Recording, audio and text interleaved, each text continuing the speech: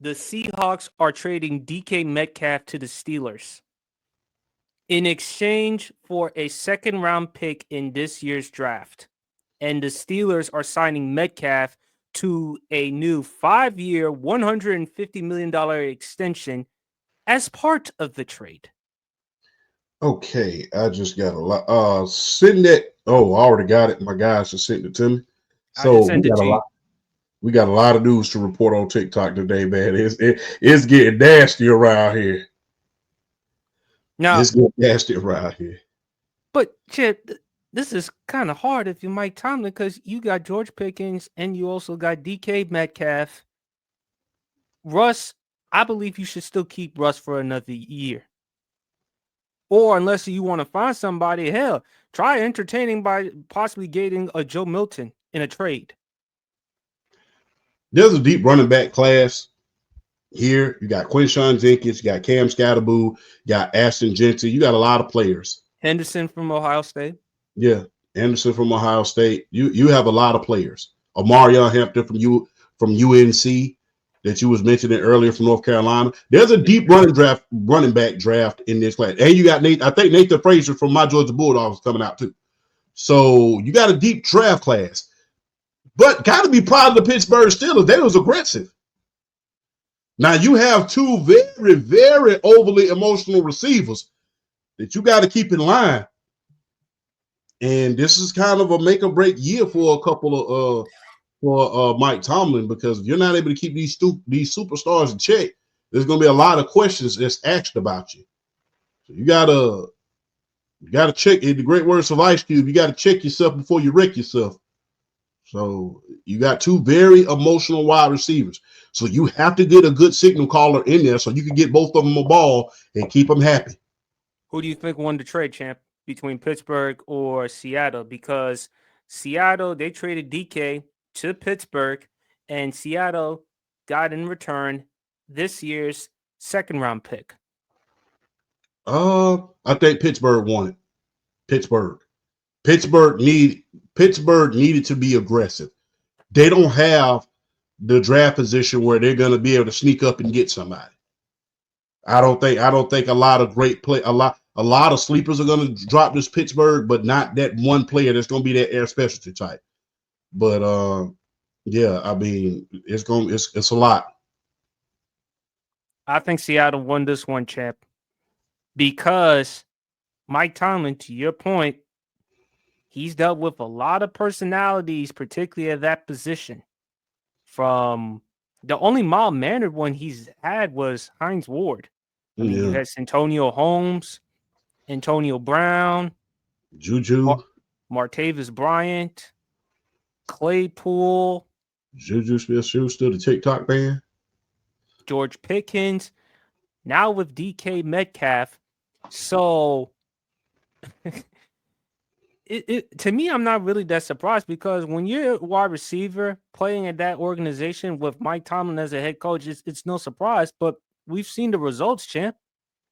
And my thing is, Pittsburgh added another weapon, but at the same time, just like quarterback can't throw behind his back, how is the wide receiver going to get the football without a quarterback? They're hoping probably for somebody to drop to them. They're probably hoping for somebody to drop to them. Mainly Sador or Jackson, because I don't see Cam Ward. I don't see him getting past the first hour. No, he's going to be projected. I mean, the Titans, either they're going to draft him or Abdul Carter, or, well, I don't believe he's going to the Giants, because I like I said before, when's the last time that the Giants have history of black quarterbacks? Hell, even the Dallas Cowboys, they have more of a history of black quarterbacks of all teams. But hey, here no there. You know where that quarterback came from, don't you? Dallas. Yeah. Came from UGA, Quincy Carter. Yes. It's a shame that his career didn't work out, bro. He was solid during his time in Dallas and in New Orleans. Yeah, he was real solid. But my thing is, champ, Mike Tomlin, you complete year 18. Here's what we're going to see from year 19. You're going to be productive. You're going to make the playoffs. There's going to be a lot of tension and controversy because between George Pickens and DK Metcalf and with the roster.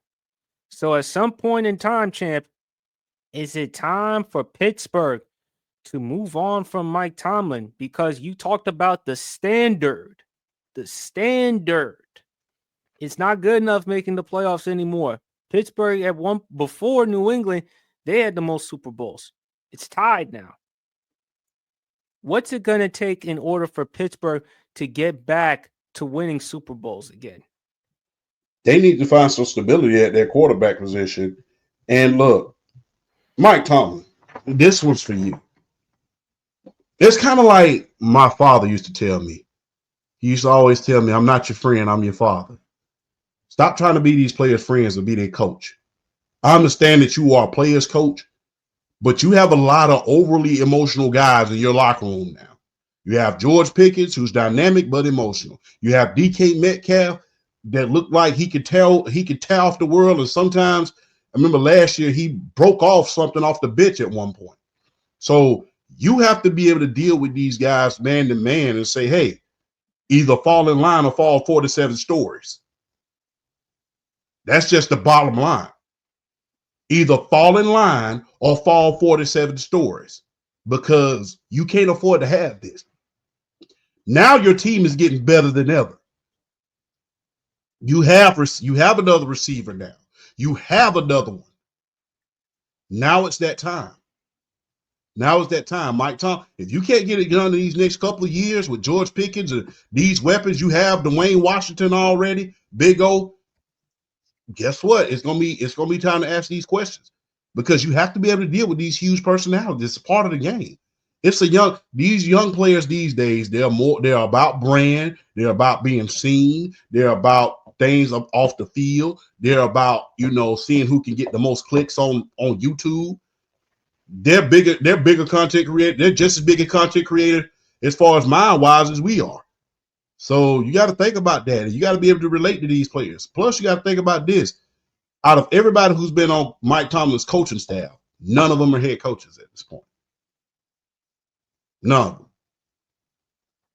So is that an indictment on them or an indictment on Mike Tomlin? It's both. Two things can be true, champ.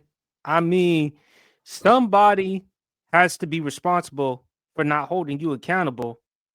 But at the same time, you are responsible for the bad decisions that you make, regardless of the circumstances.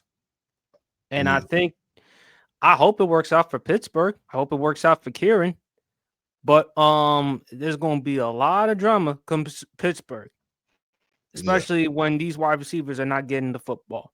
Yeah. That's for sure. That's for sure. Yeah, damn sure. He's trying to keep it clean. And I ain't worried about it. Look, people get on me all the time for my NASA hat like I'm wearing right now, so I don't give a damn.